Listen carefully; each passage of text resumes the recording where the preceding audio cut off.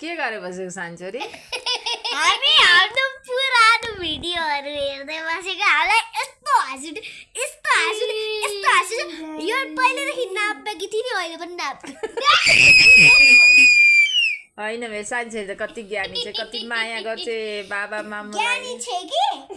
अलिकति नापेकी छ सानछोरी नानी ज्ञानी हो कि नापेकी हो ज्ञानी कसरी ज्ञानी हुन्छ कहिले देखाउ यसलाई नापेको भन्छ कि गाइस कपाल चाहिँ झ्याप्लु झ्याप्लु देखिन्छ अनि पुटी छोरीको पुरानो भिडियो हेरेर कस्तो लाग्यो हाँस उठ्यो अहिले चाहिँ नयाँ भइसक्यो कहाँ बसेको हो यो बाबु डिजाइन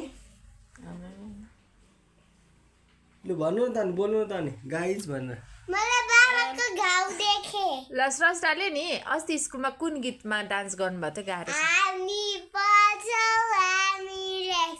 हामी अघि बढ्छौँ ठुलो भई भोलि हामी देशलाई सिँगार्छौँ ला ला ला ला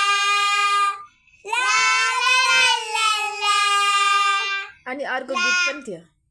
कुन अर्को गीत पनि थियो सोइनाको चाहिँ कुन गीत हो मेरो कुन गीतमा डान्स गर्छ संसारमा सबैभन्दा आफ्नै आमा जाति जननीलाई मन्दिर अनि भने फुलपाती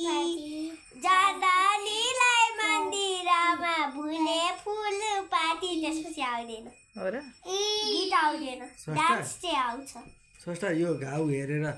नानीले थिचिरहनु भएको छ है थिच्नु हुँदैन नि सोइना टच गर्नु त त्यसमा कस्तो हुन्छ न न टच मात्रै गर्नु ओइ